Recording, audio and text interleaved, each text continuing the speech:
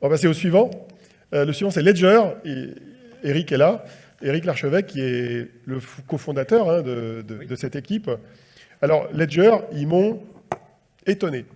Ah bon? D'abord, parce que tu avais un stand énorme. C'est vrai. Par hasard, j'ai croisé un de tes collaborateurs dans l'avion. Ça, c'est les rencontres sérendipitesques quand on va au CES. Vous entendez du français ou de l'anglais, vous dites vous allez au CES. Oui, alors il y en a un qui est venu me voir de ton équipe. Il me dit ah, je vous ai eu comme mentor au Startup Weekend, je ne sais plus où, à Polytechnique. Et je dis ah bon, et tout, tu fais quoi? Il me dit je suis chez Ledger. Et là, il me dit que vous êtes 27. Sur le stand, oui. Sur le stand. Ah, vous étiez combien en tout? 200. Enfin, chez Ledger, on est 200. Non, mais ok, mais sur le CES 27. 27, Ouais. Vous n'avez pas des espions qui se baladaient ailleurs, quoi. Non, c'est ça. Non. D'accord. Donc, je pense que tout le monde ne connaît pas Ledger. Moi, je me rappelle, vous avez revu la première fois au South Hall sur un stand de 9 mètres carrés en 2015. Oui, je pense qu'on le voit ici. C'est ce que j'ai mis là. Voilà. C'est ce que j'ai mis là. Voilà. C'était le package à Et là, prendre. vous aviez ça pour une clé USB. Alors, explique-nous la clé USB. Là. Non, Alors, Ledger, on fait des solutions de sécurité pour tout ce qui est crypto-monnaie, blockchain. Donc ça, en fait, c'est une carte à puce qui est un coffre digital pour protéger des bitcoins et des crypto-monnaies. Donc cette clé a été vendue à 1,5 million d'exemplaires dans 165 pays, ce qui fait qu'au CES, on a une vraie notion de consumer electronics. Et c'est pour ça qu'on avait un si gros stand, c'est qu'on lançait une nouvelle version de notre device et que pour nous, c'était extrêmement important de bien réussir ce lancement et il fallait que ce soit au CES.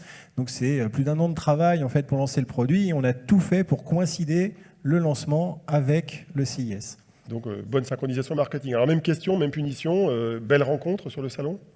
Alors, belle rencontre, en plus, oui. vous étiez placé à un endroit qui n'était pas à la French Tech, là. Oui, on était dans le South Hall. Exactement. Donc, une zone où il y a du trafic différent. C'est pas les mêmes oui, tout à forcément. fait. Les rencontres, en fait, magiques, c'était avec nos clients.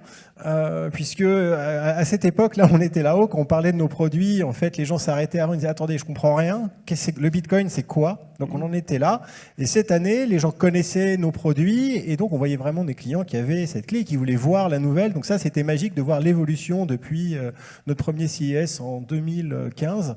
Je peux rappeler combien vous avez levé en tout, là, juste pour combien vous avez levé en tout?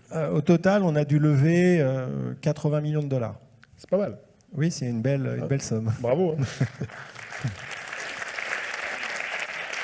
J'ai toujours une question subsidiaire, mais qui n'a pas de réponse. Et votre chiffre d'affaires? La moitié. Ah, quand même. Mais en euros. Ah, c'est pas mal. Ah, merci de nous informer, c'est sympa. Donc ça veut dire que la boîte est en vraie croissance, quoi. La boîte a eu une vraie croissance, oui, tout à fait. Ça se passe Ceci étant, quand on lève 80 millions d'euros, c'est que soit on a déposé 400 000 brevets, soit qu'on a une traction quelque part sur le marché. Oui, pour se lever, pour ce montant-là, il faut avoir vraiment une traction assez... D'accord. Et quelle est la part des investisseurs étrangers que tu as dans ton capital, d'ailleurs? C'est de tête, si tu as en tête. On doit être aux alentours de 25%. D'accord, intéressant. Américain, pas américain? Ouais, américain, enfin un peu de tout. On fait 98% de nos chiffres d'affaires à l'export, donc c'est normal qu'on ait un petit peu une empreinte il y a des gens qui exportent, des gens qui savent avoir un rayonnement mondial. Et est-ce que tu as eu des retours médias sur l'offre de Ledger pendant le salon? Oui, on a eu... Je parle hors de France, parce qu'en France, oui, on a eu 150 mentions médias, vraies mentions, et 17 qu'on pourrait qualifier pour nous de Tier 1. Tier 1, c'est Mashable, TechCrunch, Vous n'avez pas gagné un prix d'ailleurs? Vous avez gagné plein de prix, il me semble, non? Non, un seul, mais on était déjà content. Un award du CES. Oui, un award du CES d'Honoré pour d'innovation, et ça aide beaucoup pour la visibilité. Oui, tout à fait. Ça nous a permis d'être vraiment Est-ce que vous avez bloqué votre stand de l'année prochaine? On a bloqué notre stand de l'année prochaine, oui. D'accord, vous revenez. On revient, bien entendu. Au même endroit? On sera là. Alors, pas au même endroit, parce qu'en fait, il crée un digital money qui a un peu plus de sens pour nous. Ce sera au Sands. Qui était tout petit au Sands cette année. Et donc, je pense que si tu étais allé cette année au Sands, tu aurais eu un stand qui avait la surface équivalente à tous les autres.